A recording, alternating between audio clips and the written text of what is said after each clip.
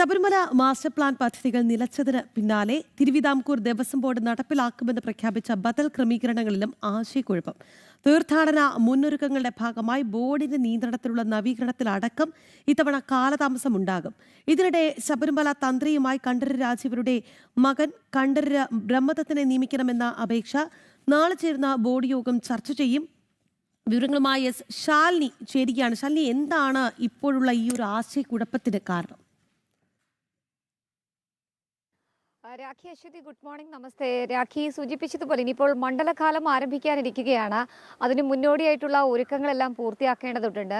മണ്ഡലകാലത്തിന് മുൻപ് തന്നെ master plan പദ്ധതി പൂർത്തിയാക്കുമെന്നൊക്കെയായിരുന്നു ബോർഡിൻ്റെ തീരുമാനം. പക്ഷേ queue complex, Malikappuram queue complex, അപ്പമരവണ പ്ലാന്റ് ഇങ്ങനെ ഉൾപ്പെട്ടിട്ടുള്ള മാസ്റ്റർ പ്ലാൻ പൂർത്തിയാക്കാൻ ഇതുവരെയും ബോർഡിനോ അല്ലെങ്കിൽ ദേവസ്വത്തിനോ കഴിഞ്ഞിട്ടില്ല എന്നുള്ളതാണ് ഏറ്റവും ശ്രദ്ധേയമായിട്ടുള്ള കാര്യം. ഈ സാഹചര്യത്തിലാണ് ഇനിയിപ്പോൾ തീർത്ഥാടകരൊക്കെ എത്താൻ പോകുമ്പോൾ ഒരു താൽക്കാലിക സംവിധാനം ഒരുക്കാമെന്ന ആലോചനയിലേക്ക് അവർ എത്തുകയും ചെയ്തത്.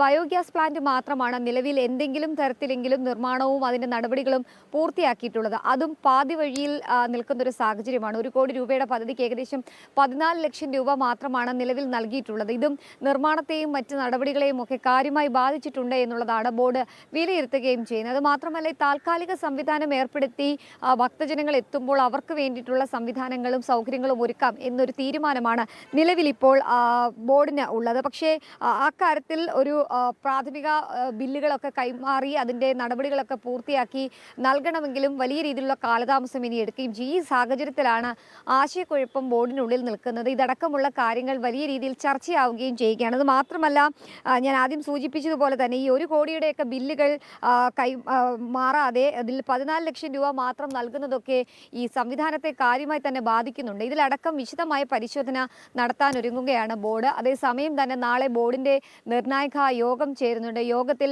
കണ്ഠരര് രാജീവരുടെ മകനടക്കമുള്ളവർക്ക് തന്ത്രിസ്ഥാനം നൽകുന്ന വിഷയവും വിശദമായി തന്നെ ചർച്ച ചെയ്യുന്നുണ്ട്. കഴിഞ്ഞ ദിവസങ്ങളിൽ അത് സംബന്ധിച്ചൊരു കത്ത് ബോർഡിന് മുൻപാകെ എത്തിയിട്ടുണ്ട്, സർക്കാരിന് മുൻപാകെ എത്തിയിട്ടുണ്ട്. അപ്പോൾ അതിലും വിശദമായ പരിശോധന നടത്തി രാജീവരുടെ മകന് ബ്രഹ്മദത്തിന് നൽകുന്ന രീതിയിലേക്ക് കാര്യങ്ങൾ എത്തുകയാണ്. അതിൽ അന്തിമ വിധി അല്ലെങ്കിൽ അന്തിമ തീരുമാനം എടുക്കേണ്ടത് ഹൈക്കോടതിയുടെ ദേവസ്വം ബെഞ്ചാണ്. അപ്പോൾ ബോർഡിന്റെ തീരുമാനം ഹൈക്കോടതിയെ അറിയിക്കും. അതിനുശേഷമായിരിക്കും ഒരു ഒഫീഷ്യൽ തീരുമാനത്തിലേക്ക് കാര്യങ്ങൾ എത്തുക. എന്തായാലും മണ്ഡലകാലം എത്തുമ്പോൾ തീർത്ഥാടകർക്ക്, പ്രത്യേകിച്ച് ഭക്തജനങ്ങൾക്ക് വലിയ രീതിയിലുള്ള ആശങ്കകൾ, ആശയക്കുഴപ്പങ്ങൾ, ബുദ്ധിമുട്ടുകളൊക്കെ ശബരിമലയിൽ ഉണ്ടാകുന്നുണ്ട്. ഇത് പരിഹരിക്കാനാണ് മാസ്റ്റർ പ്ലാൻ കൊണ്ടുവന്നത്, പൂർത്തിയാക്കാൻ ബോർഡ് ഒരുങ്ങിയത്. പക്ഷേ അതും പാതി വഴിയിൽ നിലച്ച അല്ലെങ്കിൽ അതിൻ്റെ നിർമ്മാണ പ്രവർത്തനങ്ങൾ, അതിൻ്റെ നടപടിക്രമങ്ങൾ ഇഴയുന്ന സാഹചര്യമാണുള്ളത്. അതിന് താൽക്കാലികമായ ഒരു സംവിധാനം ഒരുക്കാമെന്ന് വെച്ചാൽ അതും ഇത്തരത്തിൽ പാതി വഴിയിൽ നിൽക്കുന്നൊരു സാഹചര്യമുണ്ട്. എന്തായാലും തീർത്ഥാടകർ നിലവിലെ സാഹചര്യത്തിൽ ശബരിമലയിലേക്ക് എത്തുമ്പോൾ കാര്യമായി തന്നെ വലയേണ്ടി വരും. അടുത്ത മണ്ഡലകാലത്തിന് മുൻപ് പോലും മാസ്റ്റർ പ്ലാൻ പൂർത്തിയാക്കില്ല അല്ലെങ്കിൽ പൂർത്തിയാകില്ല